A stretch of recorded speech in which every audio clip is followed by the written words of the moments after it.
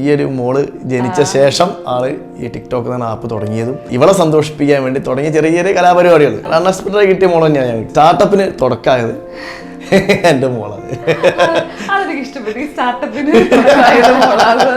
പെണ്ണിന്റെ പേരല്ല തങ്കമണി, വെന്ത നാടിന്റെ പേരല്ലോ തങ്കമണി. ഓരോ സ്കൂളിൽ പോയി പറഞ്ഞു കുട്ടികളുടെ അച്ഛന്റെ സിനിമ ഇറങ്ങിയിട്ടുണ്ട്, കാണണം പോയിട്ട്. ധാരാളം നെഗറ്റീവ് കമന്റിൽ കിട്ടിയിട്ടുണ്ട്, ഇല്ലാന്ന് പറയുന്നത് തുടക്കത്തിലൊക്കെ. ചെറിയ കുറച്ച് എനിക്ക് ഉണ്ടാവും, കാരണം ഈ നെഗറ്റീവുകളോട് ഞാൻ പുറംതിരിഞ്ഞ് നിൽക്കുന്നുണ്ടാന്ന് വിശ്വസിക്കുന്നതാണ് ഞാൻ. പാരസെറ്റമോളിൽ നിന്ന് പാര ഒഴിവാക്കി മോളെ സെറ്റാക്കി കൊടുക്കുന്നു. ദാസേട്ടൻ കൊഴുപ്പിനെ ദാസേട്ടൻ കണ്ണൂരാക്കി കൊടുക്കുന്നു. ജെട്ടിയുടെ ഹോൾ അടച്ചു കൊടുക്കുന്നു. ഇങ്ങനത്തെ കമന്റുകൾ ഇയാളെ ഇതിനകത്തുള്ളത്. ഞാനത് കോട്ട് ചെയ്ത് മറുപടി എടുത്തു. ഫോൺ നമ്പർ ഇടാണ്, അവന്റെ ഫോൺ നമ്പർ വെച്ചു പോയത്. 1 മില്യൺ എടുത്ത് സാധനം കയറിയ സമയത്ത് പിന്നെ രാവിലെ നോക്കുമ്പോൾ വീഡിയോ കാണുന്നില്ല. അവനാ വീഡിയോ ഡിലീറ്റ് ചെയ്തു. ക്യാമ്പിൽ ഞങ്ങളെ പോലീസുകാർ അടിച്ച് ലെവലാക്കുന്ന സീനിന്റെ സമയത്താണ് അൺഎക്സ്പെക്ടഡ് ദിലീപേട്ടൻ കടന്നു വരുന്നത്. നല്ല ഗ്ലാമറാട്ടോ, പറയാറിയ വയ്യ. ദിലീപേട്ടൻ നിൽക്കുന്ന സമയത്ത് ഡയറക്ടർ സംസാരിക്കുക. അപ്പൊ ഞാൻ ആദ്യം നിലത്തിരിക്കുന്നത് ഞാൻ എന്നെ എണീച്ച് നോക്കി. അതായത് നോക്കാൻ കഴിഞ്ഞാൽ എൻ്റെ ദിലീപേട്ടൻ്റെ ഹൈറ്റ് ഒന്ന് മനസ്സിലാക്കാൻ വെറുതെ ഒരു ആഗ്രഹം. ദിലീപേട്ടൻ താടി ഇങ്ങനെ പിടിച്ച്, ദാസന്റെ താടി ഒറിജിനലാണ്. ഞാൻ ദിലീപേട്ടൻ താടി ഒറിജിനലാണ്. ഞാൻ എൻ്റെ മോള് മീനാക്ഷി കാണിച്ചു തരാറുണ്ട് ഇയാളുടെ വീഡിയോസൊക്കെ. ദിലീപേട്ടൻ്റെ മുമ്പിലും ബാക്കിലേക്ക് കയറി പല സ്ഥലങ്ങളിലും ഞാനുണ്ട്. വൈബാണ്. പുള്ളി കസാര കെട്ടിയിരുന്ന് അവിടെ നല്ലതായിട്ട് വർത്താനൊക്കെ പറഞ്ഞ് ജനപ്രിയ നായകനെ ഞാൻ മനസ്സിലാക്കുന്നത്. പൈസ കൊടുത്ത് സിനിമ കാണുന്ന ഏതൊരാൾക്കും പറയാനുള്ള അധികാരമുണ്ട് ആ സിനിമ മഹാമോശം. തങ്കമണീൻ്റെ പിന്നിൽ പ്രവർത്തിച്ച ഒരു ക്രൂവിൽപ്പെട്ട ഒരാളായതുകൊണ്ട് അതിൻ്റെ ബുദ്ധിമുട്ട് നമുക്കറിയാം. ആളെ പേരൊന്നും ഞാൻ പറയുന്നില്ല. എന്താ വെച്ചാൽ ഇപ്പം അടുത്ത് വന്ന റിവ്യൂ ശരിക്കും പേഴ്സണലൈസ്ഡ് ആയി മാറിയോ എന്ന് എനിക്കൊരു സംശയം. അത് റിവ്യൂ പറയുന്നതിന് യാതൊരു എതിരല്ല ഞാൻ. പക്ഷേ ഞങ്ങളുടെ തങ്കമണി സിനിമ ക്ലീൻ എൻ്റർടൈൻമെൻറ്റ് സിനിമയാണ്. ജനപ്രിയ നായകൻ വളരെ ഭംഗിയായി ഇമോഷൻ ചെയ്തൊരു സിനിമ അടുത്ത കാലത്ത് ഞാൻ കണ്ടിട്ടില്ല. തുടക്കക്കാരെന്നുള്ള രീതിയിൽ ഞാൻ എല്ലാം പഠിച്ച്, എനിക്കൊരു ഗോഡ് ഫാദർ ഇല്ല. എൻ്റെ ഫാദറോ മദറോ എൻ്റെ കുടുംബക്കാരും സിനിമയുടെ ആളല്ല. ഞങ്ങൾ കഷ്ടപ്പെട്ട് വാതിൽ മുട്ടിയിട്ട് തന്നെ നമുക്കൊരു സിനിമ കിട്ടും. Hi hello, welcome to Jango Space. ഞാൻ സ്നേഹ. ഇന്ന് എന്നോടൊപ്പം ഉള്ളത് നമ്മുടെ മലയാളികളുടെ സ്വന്തം ദാസേട്ടനാണ്. ദാസേട്ടനും ദാസേട്ടൻ്റെ വൈഫ് ദിവ്യ ചേച്ചിയും നമ്മുടെ സ്വന്തം ക്യൂട്ട് അമ്മയാണ് നമ്മുടെ കൂടെ ഉള്ളത്. ദാസേട്ടാ, സ്വാഗതം. സന്തോഷം. അപ്പം നമുക്കും സന്തോഷം. അതായത് ഞാൻ ഇന്ന് വളരെ ഹാപ്പി ആയിട്ടാണ് ഇരിക്കുന്നത്. കാരണം കഴിഞ്ഞ ദിവസം ഞാനിങ്ങനെ ദാസേട്ടൻ്റെ ഇൻസ്റ്റാഗ്രാം ഇങ്ങനെ സ്ക്രോൾ ചെയ്ത് നോക്കിയപ്പോഴാണ് 5 years ഓഫ് ദാസേട്ടൻ എന്നുള്ളൊരു എന്താ പറയുക ഒരു പോസ്റ്റ് ഞാൻ കാണുന്നത്. അതായത് കഴിഞ്ഞ 5 വർഷത്തിന് മുമ്പ് ഒരു നോർമൽ സാധാരണ KSEB എഞ്ചിനീയർ ആയിരുന്ന ഷൺമുഖദാസ് എന്നൊരാൾ ഇന്ന് നമ്മുടെ മലയാളികളുടെ സ്വന്തം ദാസേട്ടനായി മാറിയിരിക്കുന്നു. അതായത് ഈ വർഷം 5 വർഷം തികഞ്ഞു. സത്യത്തിൽ ഈ ഒരു 5 വർഷത്തിന് ഇപ്പുറം നിൽക്കുമ്പോൾ എത്രത്തോളം ഹാപ്പിയാണ്, അല്ലെങ്കിൽ എത്രത്തോളം പ്രൗഡാണ് ചേട്ടൻ? ശരിക്കും നമ്മളെ ലൈഫ് എന്ന് പറയുമ്പം നമ്മൾ പണ്ട് ക്രിസ്തുവിന് മുമ്പ് ക്രിസ്തുവിന് ശേഷം എന്നൊക്കെ പോലെ അതേപോലെയാണ്. ശരിക്കും 5 വർഷം മുമ്പ് KSEB, ഇപ്പോഴും KSEB ഉദ്യോഗസ്ഥരാണ്. ജോലി ചെയ്യുക, തിരിച്ച് വീട്ടിൽ വരിക, രാവിലെ പിന്നെയും ജോലിക്ക് പോവുക, അങ്ങനെ ചെയ്തിരുന്ന ആളാണ്. ഇനി സോഷ്യൽ മീഡിയ ആ പ്ലാറ്റ്ഫോമാണ് 5 വർഷം ഞാൻ ഉദ്ദേശിച്ചത്. ടിക്ടോക്കിലൂടെ വന്നു, ഇപ്പം 1-2 സിനിമയിലൊക്കെ അഭിനയിക്കാൻ പറ്റി. ആ ഒരു സന്തോഷം, വളരെ സന്തോഷം. ഇപ്പോ നമ്മളെ എന്താ പറയുന്നത്, ഒരുപാട് താരങ്ങൾ നമ്മൾ കണ്ടിട്ടുണ്ട്. അതായത് ഒരുപാട് കഷ്ടപ്പെട്ട് വന്നിട്ട്, അല്ലെങ്കിൽ അവരുടെ ഭയങ്കരമായിട്ടുള്ള ബുദ്ധിമുട്ടുകളിൽ നിന്ന് കയറി വന്നിട്ട്, പക്ഷെ ആദ്യത്തെ സമയത്തൊക്കെ അവർക്ക് ട്രോളുകളും കളിയാക്കലുകളും ഒക്കെ കേട്ടിട്ട് അവരുടെ പ്രയത്നം കൊണ്ട് ഒരു പൊസിഷനിലേക്ക് എത്തിയ ഒരുപാട് താരങ്ങൾ നമ്മൾ കണ്ടിട്ടുണ്ട്. പക്ഷെ അത് താരങ്ങളുടെ ഒരു കാര്യമാണെന്ന് നമുക്ക് പറയാൻ പറ്റും. പക്ഷെ ദാസേട്ടൻ്റെ വളരെ വ്യത്യസ്തമാണ്. ഇതുപോലെ തന്നെയായിരുന്നു ട്രോളുകളും കാര്യങ്ങളും. ഒരു സാധാരണ ആളായിരുന്നു. അപ്പം ആദ്യമൊക്കെ വീഡിയോസ് ചെയ്യുമ്പോൾ ഒരുപാട് ട്രോളുകളൊക്കെ ഉണ്ട്. പക്ഷെ ഇപ്പോൾ ഒരു താര പദവിയിലേക്കാണ് വന്നേക്കുന്നത്. ഇപ്പം ദിലീപേട്ടനോടൊപ്പം അഭിനയിച്ചു, ഒരുപാട് സിനിമകളിൽ വേഷം ചെയ്തു. അപ്പം ആ ഒരു ഗ്രോത്ത് ഉണ്ടല്ലോ, അതെങ്ങനെയാണ് ഓർത്തെടുക്കുമ്പോഴത്തേര് ആ ഒരു അഭിമാനം? ശരിക്കും നമ്മൾ കണ്ണടച്ച് തുറക്കാന്നല്ല, കണ്ണടയ്ക്കുമ്പോൾ ഇപ്പോഴും ഞാൻ ആലോചിക്കില്ല ഞാൻ ഇങ്ങനെ ആവാൻ പറ്റി. പണ്ട് താടിയൊന്നുമില്ല, പണ്ട് അന്ന് ക്ലീൻ ഷേവ് ഒക്കെയാണ്. അത് വൈഫിനോട് പറയാറ്, ദാസേട്ടാ താടി വരരുതേ, വെടിക്കണേ. ഇപ്പോൾ താടി ഇല്ലാന്ന് പറയുമ്പോൾ എനിക്കതൊരു ഇതുപോലെയാണ്. അപ്പോൾ ധാരാളം നെഗറ്റീവ് കമന്റിൽ കിട്ടിയിട്ടുണ്ട്, ഇല്ലയെന്ന് പറയുന്നത് തുടക്കത്തിലൊക്കെ. അതൊക്കെ ഞാൻ പറഞ്ഞു, ഈ ഒരു മോള് ജനിച്ച ശേഷം ആള് ഈ ടിക്ടോക്ക് എന്ന ആപ്പ് തുടങ്ങിയതും ഇവളെ സന്തോഷിപ്പിക്കാൻ വേണ്ടി തുടങ്ങിയ ചെറിയ ചെറിയ കലാപരിപാടികൾ അത് ഇത്രത്തോളം എത്തി എന്നുള്ളത് ഇപ്പോഴും ഞാൻ പറഞ്ഞ കണ്ണടയ്ക്കുന്ന സമയത്ത് തുറക്കുമ്പോൾ ഇപ്പം എത്താൻ പറ്റി എന്നുള്ള ഒരു വിശ്വസിക്കാൻ പറ്റാത്ത അവസ്ഥ എനിക്ക് തന്നെ. അതായത് ഏതൊരു പുരുഷന്റെ വിജയത്തിന് പിന്നിൽ ഒരു സ്ത്രീ ഉണ്ടെന്ന് പറയുന്ന പോലെ നമ്മുടെ ദാസേട്ടന്റെ വിജയത്തിന് പിന്നിൽ എന്തായാലും സ്ത്രീ ഉണ്ട്. അത് നമ്മുടെ ദിവ്യ ചേച്ചിയാണ്. ദിവ്യ ചേച്ചി എന്തായാലും എനിക്ക് ഉറപ്പുണ്ട്, കാരണം ദാസേട്ടന്റെ എല്ലാ ഒരു സമയത്തും ഒരു അപ്പ് ആൻഡ് ഡൗൺസിലെല്ലാം ചേച്ചി കൂടെ ഉണ്ടെന്നുള്ളൊരു വിശ്വാസം എനിക്കുണ്ട്. അങ്ങനെ തന്നെ ആയിരുന്നില്ലേ ഈ ഒരു 5 വർഷക്കാലവും? ദാസേട്ട് ചെറിയ സപ്പോർട്ടൊക്കെ ചെയ്തു കൊടുക്കുക, അങ്ങനെയുള്ള രീതിയൊക്കെ ഉള്ളൂ. ഇൻ ഫ്രണ്ട് ഓഫ് ക്യാമറ ഞാൻ അങ്ങനെ വരാറില്ല. ദാസേട്ടനാണ് എല്ലാ സ്ഥലത്തും ആക്റ്റീവ്. ദാസേട്ടൻ അത്ര ആക്റ്റീവ് അല്ല ഞാൻ. കുറച്ച് മോറലായിട്ട് സപ്പോർട്ട് ചെയ്ത് കൊടുക്കുന്നു, അത്ര തന്നെ. എന്നാൽ ഈ 5 വർഷം ഇപ്പം വേണ്ട അന്നത്തെ ദാസേട്ടൻ അല്ലെങ്കിൽ ദാസേട്ടൻ ദിലീപേട്ടനൊപ്പം അഭിനയിച്ചു, ഒരുപാട് സിനിമകളിൽ വേഷം ചെയ്തു. അപ്പോൾ ചേച്ചിക്ക് സന്തോഷം കാണല്ലോ, അയ്യോ ചേട്ടൻ ഇത്രത്തോളം വളർന്നു എന്നൊക്കെയുള്ള സന്തോഷമുള്ളൂ. അത് എത്ര മാത്രമാണ്? സന്തോഷം തന്നെ. ദാസേട്ടൻ ഒരു സ്ഥലത്ത് പോകുമ്പോൾ എല്ലാവരും തിരിച്ചറിയുന്നതെന്നൊക്കെ പറയുന്നത് വലിയ സന്തോഷം തന്നെയാണ്. ആദ്യത്തേനേക്കാൾ ഇപ്പോഴൊക്കെ നമ്മൾ പുറത്ത് പോകുമ്പോൾ ബീച്ചിലൊക്കെ പോവുകയാണെങ്കിലും ഒരുപാട് പേര് വരുന്നുണ്ട്, സംസാരിക്കുന്നുണ്ട്. കുറച്ച് ഹാപ്പിയാണ് എല്ലാവരും. സന്തോഷമുണ്ട്. ഇതിനൊക്കെ കാരണക്കാരിയായ ഒരാൾ ഇവിടെ ഇരിപ്പുണ്ട് കേട്ടോ, നമ്മുടെ അമയക്കുട്ടി. അമയക്കുട്ടി അറിയാമോ? ഹായ്.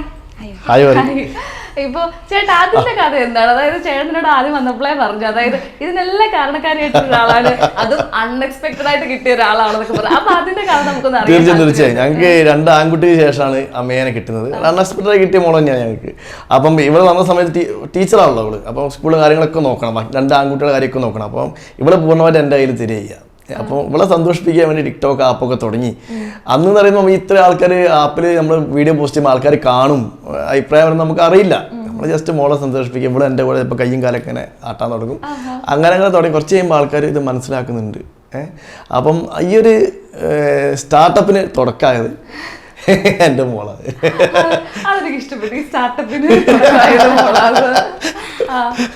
അപ്പോൾ ഇത് മോളെ എന്താ പറയാനുള്ളത്? നമുക്ക് എന്താ പറയാനുള്ളത്? അച്ഛൻ്റെ കൂടെ വീഡിയോസിലൊക്കെ ചെയ്യാറുണ്ടോ? എന്ന് ചെയ്യുന്നത് അച്ഛനോടൊപ്പം പാട്ട് പാടോ? ഇല്ല, ചെറിയൊരു പാട്ട്. ഒന്നും പാടില്ല. പിന്നെ അച്ഛനോട് എന്താ ചെയ്യുന്നത്? ഡാൻസ് കളിക്കുവോ? ഏതൊക്കെ പാട്ടിനാ ഡാൻസ് കളിച്ചിട്ടുള്ള അച്ഛൻ്റെ കൂടെ? നമുക്ക് ഇഷ്ടമുള്ള പാട്ടൊക്കെ ഇല്ലേ നമ്മളന്ന് പണ്ട് ഡാൻസ് കളിക്കുന്നത്? ഏത് ഇപ്പം അടുത്തൊക്കെ അന്ന് നമുക്ക് ഓർമ്മയില്ല, ചെറിയ കുട്ടിയാണല്ലോ. ലാസ്റ്റ് ആയിട്ട് കളിച്ച ഡാൻസ് അച്ഛൻ്റെ കൂടെ എനിക്ക് ഓർമ്മയില്ല, പാട്ട് ഓർമ്മയില്ല. അച്ഛനോട് ചോദിക്കുക ഏത് പാട്ടാ കളിച്ചെന്ന്. ദൂക്കാവാലയൊക്കെ വിളിച്ചു. ദൂക്കാവാലയ്യ ആണോ? ഓക്കെ. അച്ഛൻ എങ്ങനെയുണ്ട്? ഡാൻസ് നന്നായിട്ട് കളിക്കുവോ? അമ്മയെക്കുട്ടി ഡാൻസ് കളിക്കാൻ നന്നായിട്ട്. പക്ഷെ ഇവരെ ഇപ്പൊ ഞാൻ എങ്ങനെയുണ്ട് ഇപ്പൊ ഡാൻസ്? അമ്മയെക്കുട്ടി ഡാൻസ് പഠിക്കാൻ പോകുന്നുണ്ട്. ആണോ? ഡാൻസ് ഒക്കെ പഠിക്കാൻ പോകുന്നുണ്ടോ? എവിടെയാ പഠിക്കുന്നേ? ഇവിടെ അടുത്ത് തന്നെ.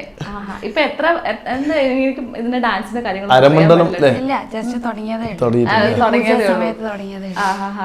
തുടക്കത്തിലൊക്കെ എന്തായിരുന്നു? മോളുടെ കൂടെ ഒക്കെ ഉള്ള ചെറിയ ചെറിയ വീഡിയോസ് ഒക്കെയാണ് ചെയ്തത്. അതെ അതെ അതെ. അതിങ്ങനെ നമ്മളിന്റെ പൊതുവെ വൈബാണ്. എന്താ വെച്ചാൽ എനിക്ക് നമ്മളിപ്പോ എവിടെയെങ്കിലും നമ്മളെ കോളേജ് പരിപാടിക്ക് ഞാൻ പോകുന്ന അല്ല, കോളേജ് ഞാൻ പഠിക്കുന്ന സമയത്തൊക്കെ സ്റ്റേജിന്റെ മുകളിൽ നമുക്ക് കളിക്കാൻ പറ്റിയില്ല, സ്റ്റേജിന്റെ പുറത്ത് കളിക്കും. അവിടെയുള്ള ആൾക്കാരെ എന്റർടൈൻ ചെയ്യുക, ഇൻസ്പയർ ചെയ്യാനുള്ള നമുക്ക് പണ്ട് മുതൽ ഒരു നമ്മളെ മനസ്സിൽ വന്നൊരു സ്വഭാവമാണത്. അത് ഈ ഒരു പ്ലാറ്റ്ഫോമിൽ വന്ന സമയത്ത് കുറച്ചുകൂടി കൂടി, അത്രേ ഉള്ളൂ. അല്ലാതെ നമ്മൾ ഡാൻസ് പഠിച്ചു വന്ന ആളൊന്നല്ല. ഞാൻ പല ഇന്റർവ്യൂസും പറഞ്ഞു ഡാൻസ് പഠിച്ചു വന്ന ആളൊന്നല്ല.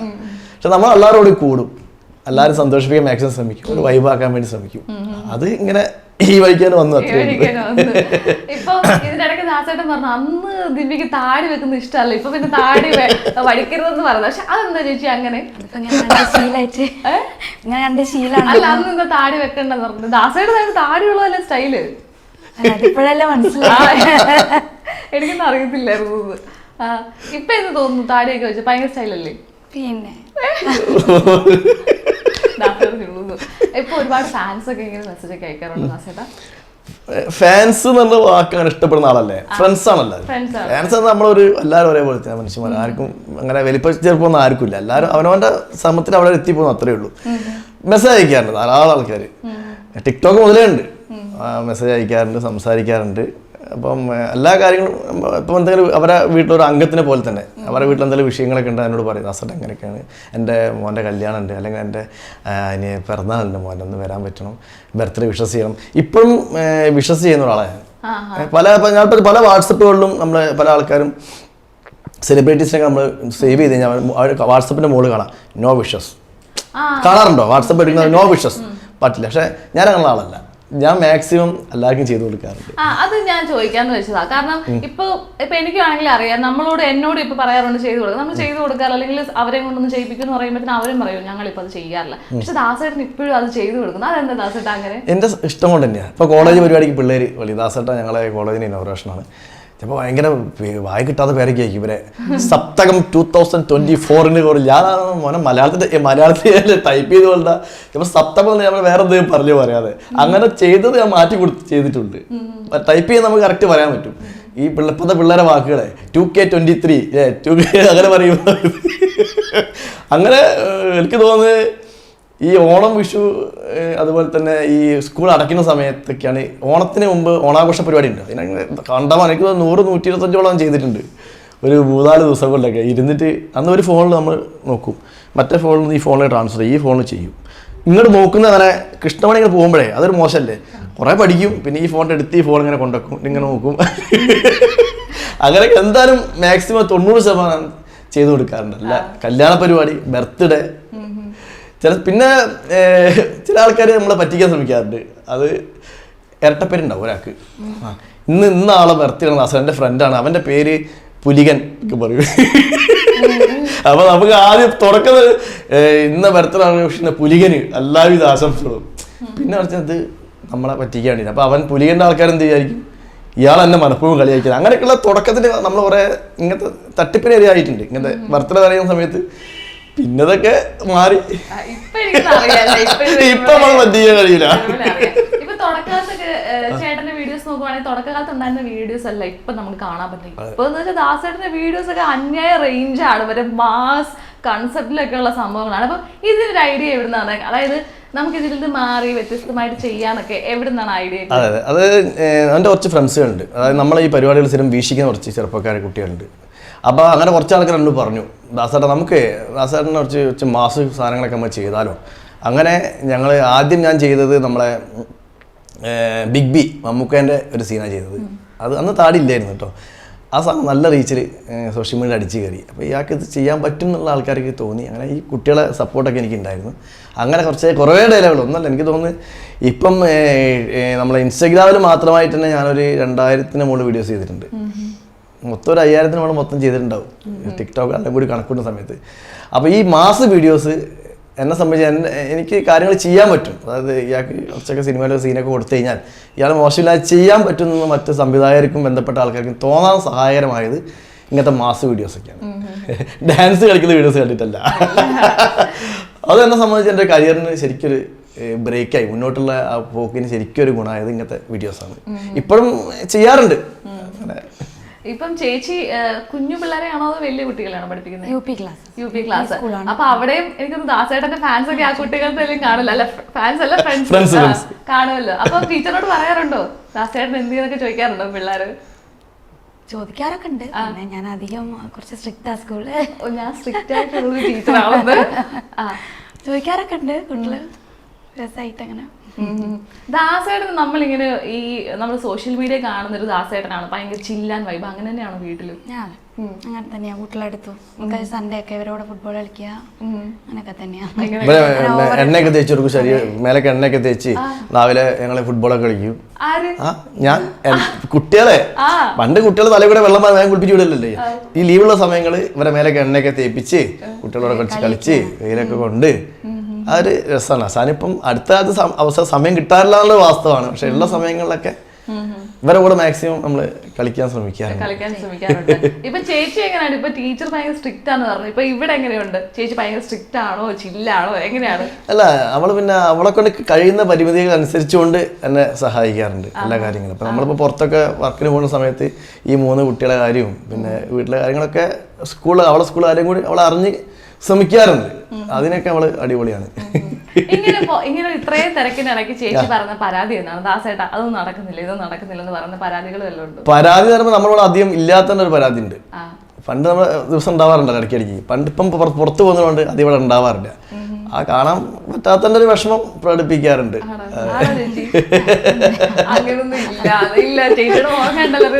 ആദ്യം മോളെ നോക്കാൻ വേണ്ടി തുടങ്ങിയതാണല്ലോ, അപ്പൊ മോളെ നോക്കാൻ സമയമില്ലാത്ത അവസ്ഥ. അതാണ് ചേച്ചിക്ക് ഇപ്പൊ എന്തെങ്കിലും, അതായത് ഈ പറഞ്ഞ പരാതി അല്ലാതെ വേറെ എന്തെങ്കിലും പരാതി ഇപ്പൊ ഉണ്ടോ? ഇല്ലില്ല, ഇപ്പൊ യൂസ്ഡ് ആയി. ആദ്യമൊക്കെ ദാസേട്ടൻ വീട്ടിൽ തന്നെ ഉള്ള ഒരാളാണ്. അധികം പുറത്ത് പോയി ഒരുപാട് ഫ്രണ്ട്സിനോട് കറങ്ങുക അങ്ങനത്തെ പരിപാടിയൊന്നുമില്ല. Office to home to office അങ്ങനെയുള്ള ആളാണ്. ഇപ്പോഴാണ് കുറച്ചുകൂടെ വീക്കെൻഡ്സിലൊന്നും സാറ്റർഡേ സൺഡേസിലൊന്നും അധികം ഉണ്ടാവാറില്ല. ഇന്നിപ്പോൾ ഇന്നലെ എത്തിയതേ ഉള്ളൂ എറണാകുളത്ത് നിന്ന്. അങ്ങനത്തെ കുറച്ച് പ്രശ്നങ്ങളൊക്കെ കിച്ചണിലേക്കൊന്നും കിട്ടാറില്ല. പിന്നെ കിച്ചണിലാണല്ലോ ഫുള്ള് ചെയ്യുമ്പോ വെറുതെ പറയട്ടോളൂ. ഇതൊക്കെ പറയുള്ളൂ. തേങ്ങ അറിയില്ലേ?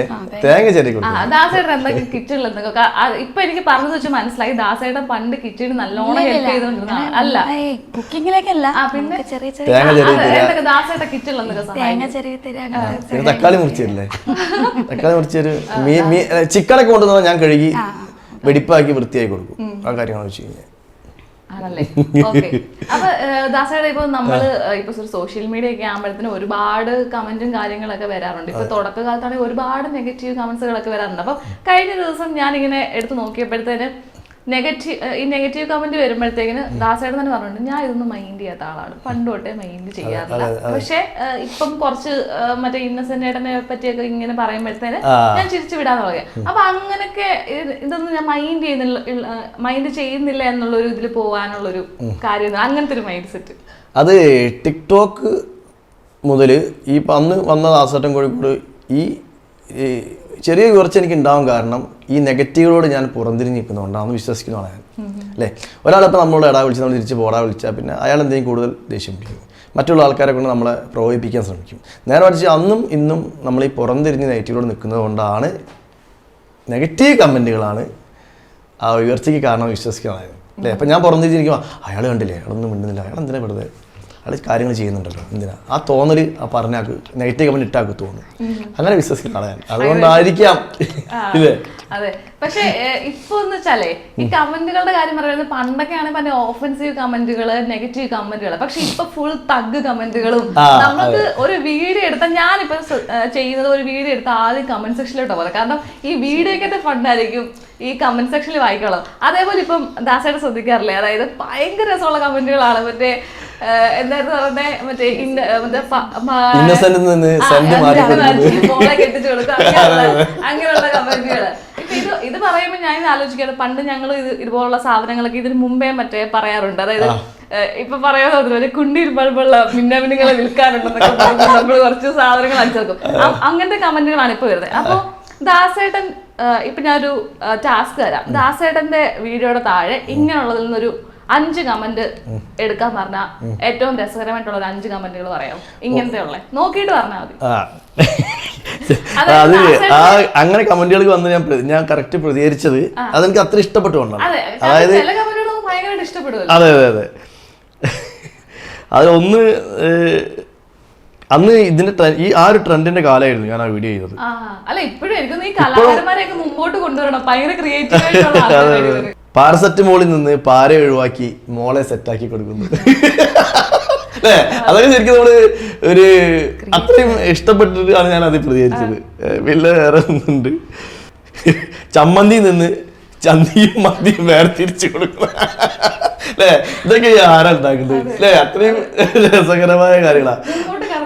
ഏത് കടന്നു വരുന്നതാണ്. അപ്പം ഇതില് വേറെ വിഷയം എന്താണ്, നമ്മൾ ഈ കമന്റുകൾ കോട്ട് ചെയ്തിട്ട് നമ്മൾ മറുപടി കൊടുക്കുമ്പം ഈ കമന്റ് അയാൾ ഡിലീറ്റ് ചെയ്താൽ നമ്മളെ വീഡിയോ പോകും. അങ്ങനെ വിഷയമുണ്ട്. നമ്മൾ കോട്ട് ചെയ്തിട്ട് റിപ്ലൈ ഇൻസ്റ്റയിൽ പറയുമ്പോൾ റിപ്ലൈ നമ്മൾ വീഡിയോ ആയിട്ടാണ് ചെയ്യുന്നത്. അപ്പം ഞാനൊരു വീഡിയോ ഇതിനും പെട്ട സമയത്ത് ആദ്യം കാണിച്ചു തരാം, പറഞ്ഞുതരാം. അതല്ല രസകരമായ സാറാ, വിട്ട ആളും തിരികെ കയറ്റി കൊടുക്കുന്നു. പറഞ്ഞ കമന്റ് പറഞ്ഞാണ്. അപ്പോൾ ഞാനത് കോട്ട് ചെയ്ത് മറുപടി കൊടുത്ത് 1 മില്യൺ ഫോൺ നമ്പർ ഉണ്ട്. അവൻ്റെ ഫോൺ നമ്പർ വെച്ച് പോയത് പെട്ടില്ലേ. അങ്ങനെ സംഗതി 1 മില്യൺ എടുത്ത് സാധനം കയറിയ സമയത്ത് പിന്നെ രാവിലെ നോക്കും വീഡിയോ കാണുന്നില്ല. അവനാ വീഡിയോ ഡിലീറ്റ് ചെയ്തു. നമ്മുടെ പോയി 1 മില്യൺ പോയില്ലേ സാധനം.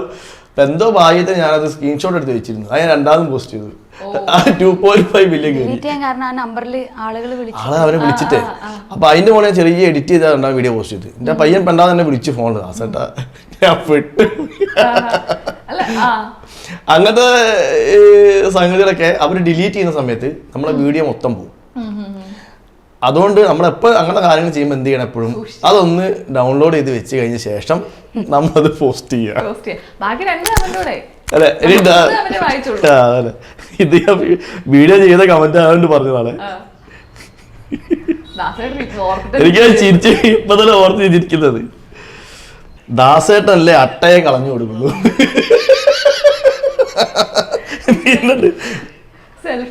ദാസേട്ടൻ കോഴിപ്പിനെ ദാസേട്ടൻ കണ്ണൂരാക്കി കൊടുക്കുന്നു. അമ്പിളിച്ചേട്ടനെ അമ്പിളി അമ്മാവനാക്കി കൊടുക്കുന്നു. ചില കമന്റ് വായിക്കാൻ പറ്റില്ല, കുറച്ചൊരു മോശമാണ്. ഫിൽറ്റർ ചെയ്തോണ്ടിരിക്കാം. ശരി, നമുക്കിപ്പോ 5 എണ്ണം നമുക്ക് ഒന്നുകൂടി വേറെ പറഞ്ഞുതരാം.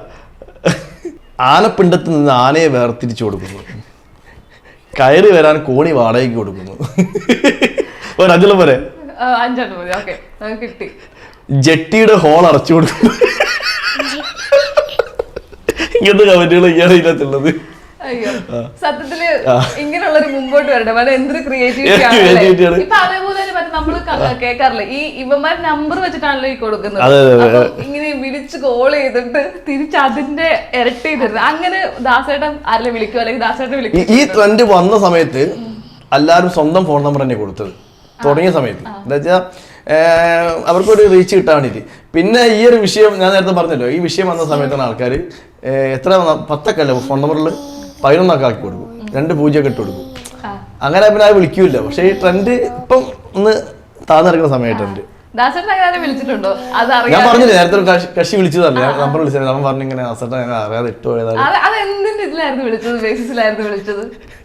അത് ഈ ഇൻസ്റ്റാഗ്രാം മെസ്സേജ് അയച്ചു. മെസ്സേജ് അയച്ച സമയത്ത് അസട്ട എനിക്ക് അബദ്ധം പറ്റും, എൻ്റെ നമ്പർ തന്നെ വിളിച്ചു. അവന് മോനെ എങ്ങനെയൊക്കെ കൊടുക്കാൻ പറ്റും നിന്റെ നമ്പർ തന്നെ. ഇവനെ എവിടെ നിന്നൊക്കെയോ ആൾക്കാർ വിളിക്കുക എൻ്റെ വീഡിയോ ഇങ്ങനെ കയറുന്നതനുസരിച്ചിട്ട്. അങ്ങനെ ഞാനും അവനെ നമ്പറിൽ വിളിച്ചു. അവൻ ഇങ്ങനെ അബദ്ധം പറ്റിപ്പോയി. അങ്ങനെ അവൻ ഡിലീറ്റ് ആക്കി. പിന്നെ ആ വീഡിയോ ഉണ്ടാവും ഞാൻ ഇട്ടത്. അവൻ നമ്പറോട് കൂട്ടിയിട്ടാണ് പിന്നെ ഞാൻ ആഡ് ചെയ്ത് ഇട്ടത്. എന്താ വെച്ചാൽ ആ സാധനം നമ്മൾ മനസ്സിൽ വന്ന ചിരിയാണ് അത്, ശരിക്കും ഉണ്ടാക്കി ചിരിച്ചതല്ല. അപ്പൊ അത് നല്ല സംഗതി ആയതുകൊണ്ട് ഞാൻ രണ്ടാമതും പോസ്റ്റ് ചെയ്തതാണ്. ഇപ്പം ദാസേട്ടന് നമ്മൾ നോർമലി പറഞ്ഞ പാവങ്ങളുടെ ഫഹദ് ഫാസിൽ എന്നൊക്കെയാണ് പറയുന്നത്. അല്ല, ഞാൻ ശ്രദ്ധിച്ചു. അതായത് നമ്മള് ചോക്ലേറ്റിലെ ശ്യാം ആവണമെങ്കിൽ ശ്യാം ആവും, അതേപോലെ കുമ്പളങ്ങി നൈറ്റ്സിലെ ഷമ്മി ആവണമെങ്കിൽ ഷമ്മി ആവും. ഇതൊക്കെ എങ്ങനെയാ പറ്റുന്നത്? അതായത് ഇത്രത്തോളം ഈ ഫിറ്റ്നസ് ഫ്രീക്കിന്റെ രഹസ്യം എന്താണ് ദാസേട്ടാ? നമ്മളിപ്പോൾ ഒരു റീൽസ് ചെയ്യുമ്പോൾ സമയത്ത് നമ്മൾ ശരിക്കും യൂട്യൂബിൽ അതിൻ്റെ ഫഹദ് ചെയ്താണെങ്കിലും അതുപോലെ തന്നെ രാജു ചെയ്താണൊക്കെ നമ്മൾ നോക്കി നമ്മളത് നമുക്ക് ഇമിറ്റേറ്റ് ചെയ്യാൻ നമ്മൾ ശ്രമിക്കാറുണ്ട്. പക്ഷേ ഇപ്പം ഞാൻ ചെയ്യാറില്ല. ഞാൻ പണ്ട് ചെയ്ത റീൽസാണ് പറയുന്നത്. ഇപ്പം നമ്മൾ അങ്ങനെ ഇമിറ്റേറ്റ് ചെയ്യാറില്ല. അങ്ങനെ നോക്കി പിന്നെ അതിന് എന്തൊക്കെ സാധനങ്ങൾ, ഇപ്പം നര വേണമെങ്കിൽ നമ്മൾ എന്താ ചെയ്യുക, പൗഡറൊക്കെ ഇട്ട് നര ക്രിയേറ്റ് ചെയ്യും. നമ്മൾ റിജിൻ സൈമൺ നമ്മളെ ഫ്രണ്ട് ഉണ്ട്, അവരൊക്കെ അതിൽ എക്സ്പേർട്ടാണ്, എൻ്റെ കൂടെ ഉണ്ട്. അത് അസട്ട് നമുക്ക് പൗഡർ ഇട്ടാൽ നമുക്കൊരു ചെറിയൊരു 10 രൂപേൻ്റെ പൗഡർ വാങ്ങിച്ചു. അങ്ങനത്തെ ചെറിയ മേക്കപ്പ് സാധനങ്ങളൊക്കെ ഭയങ്കര വിലയില്ലേ. നമുക്ക് മേക്കപ്പിന് വിലയൊന്നും വേണ്ട. 10 രൂപേൻ്റെ പൗഡർ, വെളിച്ചെണ്ണ പാരച്ചൂട്ടിൻ്റെ വെളിച്ചെണ്ണ അങ്ങനെ മുടിയൊക്കെ ഒന്ന് മേലോട്ട് ചെയ്യുക, പൗഡർ ടച്ച് ചെയ്യുക. അങ്ങനെയൊക്കെ. അപ്പം ഞാനൊരു വിജയിൻ്റെ ചെയ്ത സീനുണ്ട്. ആ റീലിങ്ങനെ കണ്ടോ അറിയില്ല, ഡബിളായിട്ടില്ല വിജയിൻ്റെ. ആ റീലിൽ ഇതേപോലെ ഞങ്ങൾക്ക് ആകെ 10-20 റുപ്യ ചിലവേ ഉള്ളൂ. ഈ പറഞ്ഞ പാരച്ചൂട്ട് വെളിച്ചെണ്ണയും ഈ മുടി ചെയ്യാൻ മാത്രമുള്ളത്. ഡ്രസ്സ് കൂടെ ഓൾറെഡി ഉണ്ടാവും. പക്ഷെ അങ്ങനെ ഒരു എന്താ പറയുക, ആ ചെയ്ത് അത്രയും എഫേർട്ട് എടുത്ത് നമ്മൾ ചെയ്യുന്ന സമയത്ത്, എഫേർട്ട് മീൻസ് ടേക്ക് ഓവർ എടുക്കുക, അതാണ് ഉദ്ദേശിച്ചത്. അതിനനുസരിച്ചുള്ള റീച്ച് നമുക്ക് കിട്ടുമ്പോൾ നമ്മൾ സന്തോഷമായ കാര്യത്തിൽ. അപ്പോൾ ഞാൻ ആലോചിക്കും, സിനിമയിലൊക്കെ ഞാൻ തങ്കമണി സെറ്റിൽ പോയ സമയത്തൊക്കെ മേക്കപ്പിന് കുറേ ആൾക്കാർ കുറേ നേരെ തന്നെ ഉണ്ടായി. ഞങ്ങളന്ന് തല്ലി കിട്ടിയ കാര്യങ്ങളൊക്കെ നമുക്ക് ചെയ്യാൻ വേണ്ടി എത്ര മെനക്കെട്ടിട്ടാണ് ചെയ്തത് ആ ഒരു സംഗതി ഉണ്ടാക്കാൻ വേണ്ടിയിട്ടൊക്കെ. അതൊക്കെ വെച്ച് നോക്കുമ്പോൾ 15-20 റുപ്യക്ക് വെച്ച് നമ്മൾ റീൽസ് ചെയ്യുമ്പോൾ അങ്ങനെ അടിച്ചു കയറുകയാണ്. ഇപ്പൊ ഫഹദ് ഫാസിലിന്റെ കാര്യം പറഞ്ഞപ്പോഴാണ്, ഈ ഫഹദ് ഫാസിലിനെ പോലെ നിങ്ങൾക്കും ഒരു സിമിലാരിറ്റി ഉണ്ട്. എന്താണെന്ന് അറിയാമോ? എന്താ? ബാംഗ്ലൂർ ഡേയ്സിലെ ദാസും ദിവ്യ. അതില് നസ്രിയുടെ പേര് ദിവ്യ, അതാണ് ദാസിരിക്കുന്നു. എപ്പോഴെങ്കിലും ചിന്തിച്ചിട്ടുണ്ടോ? സത്യമായും ഇപ്പോഴാണ് അറിയാം, പക്ഷെ ഒരു ശ്രദ്ധിക്കുന്നു. അടിപൊളിയല്ലേ? ഓക്കെ. അപ്പൊ ദാസേട്ടന്റെ ഏറ്റവും പുതിയ വിശേഷമാണ് തങ്കമണി. നമുക്ക് തങ്കമണിയുടെ വിശേഷങ്ങളിലേക്ക് ഇനി കടക്കാം. അപ്പൊ അതിനു മുമ്പ് നമ്മുടെ അമയക്കുട്ടി നമുക്കൊരു തങ്കമണിയിലെ പാട്ട് പാടിത്തരാന്ന് പറഞ്ഞിരുന്നു. പാട്ട് പാടിക്കുന്നു ചേച്ചി, ഒന്ന് പാട്ട് പാടിക്കുന്നു. പെണ്ണിന്റെ പേരല്ല തങ്കമണി, വെന്ത നാടിന്റെ പേരല്ലോ തങ്കമണി. പാതിരാനേരത്തെ കയ്യുമായി കാക്കിക്കൂത്താടിയ തങ്കമണി. അയ്യോ നല്ല അടിപൊളിയായിട്ട് പാടിയല്ലോ. ഇതാണോ പറഞ്ഞ പാട്ട് പാടാൻ അറിയത്തില്ലെന്ന്? ഓരോ സ്കൂളിൽ പോയി പറഞ്ഞിങ്ങനെ കുട്ടികളുടെ അച്ഛന്റെ സിനിമ ഇറങ്ങിയിട്ടുണ്ട്, കാണണം പോയിട്ട്. ഓ അച്ഛനു വേണ്ടി പ്രമോട്ട് ചെയ്ത് വേറെ ആരാ വേണ്ടത്? 3 ആൾക്കാർ ഇവിടെ ഉണ്ട്. പിന്നെ ഇവളെ വല്യമ്മേന്റെ പേര് തങ്കമണി എന്നാ പേര്. അപ്പൊ തങ്കമണി മേമ വിളിക്കുക. അപ്പൊ തങ്കമണി മേമേന്റെ പേരിൽ തങ്കമണി എന്ന സിനിമ ഇറങ്ങിയിട്ടുണ്ട്. ഈ തങ്കമണി എന്ന് പറഞ്ഞ പേര് ഒരു ഗ്രാമമാണെന്നുള്ളത് അങ്ങനെ ആർക്കും അറിയില്ല. ഈ സിനിമ ഇറങ്ങിയ സമയത്താണ് തങ്കമണി ഇടുക്കി ജില്ലയിലെ ഗ്രാമമാണ് എല്ലാവർക്കും അറിയുന്നത്. പണ്ട് തങ്കമണി എന്നൊക്കെ ഞാൻ പറഞ്ഞിങ്ങനെ ഓഫീസ് പോയ സമയത്ത് ഞാൻ തങ്കമണി എന്ന സിനിമ വെച്ച് തങ്കമണിയോ അതാരാണ് തങ്കമണി, പിന്നെ ആ ഗ്രാമത്തിന്റെ പേരാന്നൊക്കെ ഈ സിനിമ ഇറങ്ങിയ ശേഷമാണ് ആൾക്കാർ കൂടുതൽ മനസ്സിലായത്. ബാക്കി വിശേഷങ്ങളൊക്കെ ഒന്ന് പറയാട്ടോ. എങ്ങനെയുണ്ടായിരുന്നു? എങ്ങനെയാണ് നമ്മുടെ തങ്കമണിയിലേക്ക് എത്തുന്നത്? ദിലീപേട്ടനെ കാണാൻ പറ്റിയില്ലേ? അതായത് ഉടൽ എന്ന സിനിമ ആണ് രതീഷ് രഘുനന്ദൻ ഡയറക്ടറെ ഫസ്റ്റ് മൂവി. ആ സിനിമ തിയേറ്ററിൽ കുറച്ച് കളിച്ചിട്ടേ ഉള്ളൂ, പിന്നെ OTT-ലാണ് കൂടുതൽ ആൾക്കാർ കണ്ടത് സിനിമ. ആ സിനിമ കണ്ട ശേഷം ഞാൻ രതീഷ് രഘുനന്ദൻ ഡയറക്ടർക്ക് ഒരു മെസ്സേജ് നമ്മളെ സോഷ്യൽ മീഡിയ നമ്മളെപ്പോലത്തെ സിനിമ ആഗ്രഹിക്കുന്ന ആൾക്കാർ ചെയ്യുന്ന പരിപാടികളാണ്. ഡയറക്ടർമാർക്ക് നമ്മൾ മെസ്സേജ് അയക്കും. അപ്പം നമ്മൾ ഈ സോഷ്യൽ മീഡിയയിലൊക്കെ കൂടുതൽ ഉള്ള ആളായതുകൊണ്ട് എനിക്കൊരു ഗുണം എന്താ വെച്ചാൽ എന്നെ ഒരു ആൾക്കാർക്ക് അറിയാം. അപ്പം ഞാൻ സാറ് നമസ്കാരം, ഞാൻ ദാസനും കൂടിക്കൂടാണ്. ദാസേട്ടാ പറയൂ വോയിസ്. ഞാൻ പറഞ്ഞിങ്ങനെ സാറിൻ്റെ ഉടൽ കണ്ടു. അപ്പോൾ സാറിൻ്റെ വരുന്ന സംരംഭങ്ങളിൽ സിനിമകളിൽ എനിക്ക് താല്പര്യമുണ്ട് പങ്കെടുക്കാൻ വേണ്ടിയിട്ട്. സാറ് വിളിക്കുന്നു പ്രതീക്ഷിക്കുന്നു. ഞാൻ എൻ്റെ നമ്പർ കൊടുത്തു. തിരിച്ച് സാർ അതേപോലെ അതാണ് എൻ്റെ നമ്പർ. അങ്ങനെ വാട്സപ്പിൽ സാറിന് ഹായ് ഇട്ടു. ദാസേട്ടൻ പറയാം ഒരു പരിപാടി ഉണ്ട് പറയാം. ഓക്കെ. അത് നമ്മളെല്ലാ ഡയറക്ടേഴ്സും നമുക്ക് മെസ്സേജ് അയക്കാറുണ്ട്. എന്താ വെച്ചാൽ ഇപ്പം എനിക്ക് ഇപ്പോൾ രതീഷ് സാറ് കഴിഞ്ഞാൽ പിന്നെ സിദ്ധാർത്ഥ ഭരതനായിട്ട് നല്ലൊരു കോൺടാക്റ്റ് ഉണ്ട് പുള്ളിയായിട്ടുള്ളത്. പിന്നെ നമ്മളെ വിനീത് കുമാർ, ഇപ്പോൾ ദിലീപേട്ടൻ്റെ നെക്സ്റ്റ് പടത്തിൻ്റെ ഡയറക്ടർ വിനീത് കുമാർ. പിന്നെ അങ്ങനെ കുറേ ആൾക്കാർ നമുക്ക് നല്ലൊരു കോൺടാക്റ്റ് ഉണ്ട്. നമ്മളെ ജനഗണമന ഡയറക്ടർ പുള്ളിയായിട്ടുള്ള ഇവർക്ക് നമ്മൾ മെസ്സേജ് അയക്കുമ്പം എല്ലാ ഡയറക്ടേഴ്സും നമുക്ക് ഇമ്മീഡിയറ്റ് മെസ്സേജ് ഇപ്പോഴും തരാറില്ല. ചിലപ്പോൾ സീൻ ചെയ്ത് അവർ പോകും, ചിലപ്പോൾ അത് തിരക്കായിരിക്കും. ചില ആൾക്കാർ അപ്പം തന്നെ നമുക്ക് ദാസേട്ടൻ പിന്നെ നിങ്ങൾ നമുക്ക് അറിയില്ലേ നമ്മൾ കാര്യങ്ങളുണ്ടോ പറയാം. അതൊക്കെ നമ്മളെ സംബന്ധിച്ച് സിനിമ ആഗ്രഹിക്കുന്ന ആൾക്കാർക്ക് വലിയ സന്തോഷമുള്ള കാര്യമാണ്. അങ്ങനെയാണ് രതീഷ് രഘുനന്ദൻ സാറ് എനിക്ക് റിപ്ലൈ തന്നു, വാട്സപ്പ് നമ്പർ തന്നു. അങ്ങനെ ഇരിക്കുമ്പോൾ ഞാനിങ്ങനെ രാവിലെ ഇവിടുന്ന് കാറായിട്ട് ഇങ്ങനെ ഓഫീസിലേക്ക് പോകുന്ന വഴിക്ക് പെട്ടെന്നൊരു കോൾ വന്നു. ഇങ്ങനെ നമസ്കാരം, ഇത് D148 സെറ്റ് എന്നാണ് വിളിക്കുന്ന സിനിമയുടെ. അപ്പോൾ ഞാൻ D148 നിങ്ങളെ കാസ്റ്റിംഗ് ആയിട്ടുണ്ട്, 10 days നിങ്ങൾക്ക് കാസ്റ്റിംഗ് ഡേറ്റ് ഉണ്ട്, ഡേറ്റ് ഇന്ന് വൈകുന്നേരം പറയാം. അപ്പം വിളിച്ച ആൾ ഭയങ്കര തിരക്കിലാണ് വിളിക്കുന്നത്. അല്ല ബ്രോ ഞാൻ ഒരു കാര്യം ചോദിച്ചിട്ടാണ്. പറയും ഇതാ പടം ദിലീപേട്ടൻ്റെ പടമാണ്. ദിലീപേട്ടൻ്റെ പടം ഡയറക്ടർ രതീഷ് രഘുനന്ദനാണ് ഡയറക്ടർ. അപ്പോൾ ഞാൻ കണക്റ്റഡായി. നമ്മളെ സമയം ഞാൻ പോകുന്നത്. അപ്പോൾ ഞാൻ ആകെ ഒന്ന് കോരിത്തേച്ച്. അപ്പോൾ വൈകുന്നേരം വിളിച്ച സമയത്ത് പറഞ്ഞ് ദിലീപേട്ടൻ്റെ കൂടെയുള്ള സീൻസൊക്കെ ഉണ്ട്. അങ്ങനെ രതീഷ് സാറെ വിളിച്ചു. ദാസേട്ടൻ നമ്മളെ പയ്യൻ വിളിച്ചില്ലേ.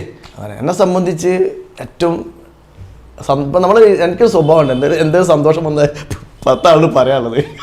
പക്ഷേ സോഷ്യൽ മീഡിയയിൽ ഈ ലെവലിൽ ഇപ്പം ഇങ്ങനെ വന്ന സമയത്ത് ഞാനത് ഒഴിവാക്കിയിട്ടുണ്ട്. നമ്മളെ മനസ്സിൽ വെക്കേണ്ട സാധനം നമ്മളെ മനസ്സിൽ വെക്കണം. അപ്പം ഈ ഒരു സിനിമയിൽ ഇന്നസെന്റ് മോഹൻലാലിന്റെ സിനിമയിൽ ഏത് സിനിമയുള്ളത് മലയാളി പോലും പോയിട്ട് എനിക്ക് രസമെന്ന് പറയില്ലേ വീരാജാസ്പിൽ ആ പെണ്ണല്ല അറിയാൻ പോലെ എനിക്കിങ്ങനെ ആരോടോ പറയാതിരിക്കാൻ പറ്റില്ല. ഇവളോട് പറഞ്ഞിങ്ങനെ ഇവള് ആ കാര്യത്തിലേക്ക് ഉഷാറാണ്. ദാസേട്ടാ ചില കാര്യങ്ങളൊന്നും പുറത്ത് വരാൻ പാടില്ല, അതൊക്കെ ആയി കഴിഞ്ഞ ശേഷം പറഞ്ഞാൽ മതി. ആ കാര്യത്തിലൊക്കെ എൻ്റെ വൈഫ് നമുക്ക് അഡ്വൈസ് ചെയ്ത ചില കാര്യങ്ങളൊക്കെ അങ്ങനെ മനസ്സിൽ വെച്ചു. അങ്ങനെ ഷൂട്ടിന് പോയി. അത് ഇതേപോലെ തന്നെ എൻ്റെ ഭാഗ്യ ലൊക്കേഷനാണ് ഇടുക്കി. ഇനിയിപ്പോൾ റാണി എന്ന സിനിമ ഇടുക്കി ആയിരുന്നു കട്ടപ്പന ഷൂട്ട്. ഇതും കട്ടപ്പനയുടെ അടുത്ത് തന്നെ തങ്കമണി ഗ്രാമത്തിൽ. അങ്ങനെ പോലീസ് ക്യാമ്പാണ് ഫസ്റ്റ് ചിത്രീകരിച്ചത്. അങ്ങനെ എന്നെ സംബന്ധിച്ച് സിനിമ ഡയറക്ടർ, അസിസ്റ്റൻറ്റ് ഡയറക്ടർ ഇങ്ങനെയൊക്കെ നമ്മൾ കേട്ട് അറിയാം. പക്ഷെ സിനിമയിൽ ഇത്രയും വിഭാഗങ്ങൾ ഒരു സിനിമയ്ക്ക് വേണ്ടി വർക്ക് ചെയ്യുന്നുണ്ട്, അത്രയും ത്യാഗം സഹിക്കുന്നുള്ളത് ആ തങ്കമണി സെറ്റ് പോയപ്പോഴാണ് കൂടുതൽ എനിക്ക് മനസ്സിലാക്കാൻ. മറ്റു സെറ്റുകളിലുണ്ടെങ്കിലും കൂടുതൽ മനസ്സിലാക്കാൻ പറ്റിയത് പ്രൊഡക്ഷൻ വിഭാഗങ്ങൾ, അതുപോലെ തന്നെ ഫുഡിൻ്റെ കാര്യങ്ങൾ, ഈ അസിസ്റ്റൻറ്റ് ഡയറക്ടേഴ്സ്, ഡയറക്ടർ കൂടാതെ ബാക്കി എല്ലാവരും മൊത്തം ചലിക്കുന്നതാണ് ഈ സിനിമ. അങ്ങനെ 10 ദിവസത്തോളം ആ തങ്കമണി സെറ്റിൽ നിൽക്കാൻ പറ്റി. ആ ഗ്രാമത്തിലൊരു ആളായിട്ട് ദിലീപേട്ടൻ്റെ വീടിൻ്റെ തൊട്ടടുത്താണ് എൻ്റെ വീട് ആ സിനിമയിൽ. പക്ഷെ സിനിമ എന്ന് പറയുമ്പം ഞങ്ങൾ 4.5 മണിക്കൂറോളം സിനിമ ഷൂട്ട് ചെയ്യും. പക്ഷേ 2.75-3 മണിക്കൂർ സിനിമ തിയേറ്ററിൽ കാണിക്കുള്ളൂ. അപ്പം കുറേ കാര്യങ്ങളൊക്കെ അങ്ങോട്ടും എഡിറ്റിങ് കാര്യങ്ങളൊക്കെ സ്വാഭാവികമാണ്. പക്ഷേ ഇപ്പം ഈ തങ്കമണി സിനിമയിലുള്ളതിനേക്കാൾ കൂടുതൽ സംഗതി ഞങ്ങൾക്ക് ഉണ്ടായിരുന്നു. പക്ഷെ അത് എല്ലാവരും ഒരു സിനിമയിൽ ഉൾക്കൊള്ളിക്കണം അല്ലേ. നമ്മളെ ഇപ്പം മമ്മൂക്കയുടെ ബ്രഹ്മയുഗം സിനിമ ആകെ 5 ക്യാരക്ടേഴ്സ് സിനിമയിലുള്ളൂ. തങ്കമണിയിൽ അങ്ങനെയല്ല, 100ഓളം ആൾക്കാരുണ്ട്. അവരൊക്കെ വേണ്ട രീതിയിൽ പ്രാതിനിധ്യം സിനിമയെ കൊടുക്കണം. അപ്പോൾ സ്വാഭാവിക രീതിയിൽ ഒരാളതൊക്കെ അങ്ങോട്ടും ഇങ്ങോട്ടും കട്ടും സ്വാഭാവികം സംഭവിക്കും. അങ്ങനെ ആ ഒരു 1986 കാലഘട്ടത്തിൽ തങ്കമണി ഗ്രാമത്തിൽ നടന്നൊരു കഥ. അവിടെ ഒരു ബസ് കത്തിക്കലുമായി ബന്ധപ്പെട്ട് ആൾക്കാർ അവിടെ വിഷയങ്ങൾ ഉണ്ടാവുക, അതിൻ്റെ മുകളിൽ ഉൾത്തിരിഞ്ഞ് വന്ന യഥാർത്ഥ ട്രൂ സ്റ്റോറി 86 നടന്നതാണ്. ആ സിനിമയിൽ കൂടെ രതീഷ് സാറ് നമ്മളെ അതാ പറയുന്നത്. ദിലീപേട്ടൻ്റെ കൂടെ ഞാനത് ഇതിന് മുമ്പ് 1-2 റിവ്യൂവിൽ പറഞ്ഞാണ്, എന്നോട് പറയാം. എന്താ വെച്ചാൽ ക്യാമ്പിൽ ഞങ്ങളെ പോലീസുകാരെ അടിച്ച് ലെവലാക്കുന്ന സീനിൻ്റെ സമയത്താണ് അൺഎക്സ്പെക്റ്റഡ് ദിലീപേട്ടൻ കടന്നു വരുന്നത്. ദിലീപേട്ടൻ സെറ്റിൽ വന്നിട്ടുള്ളൂ.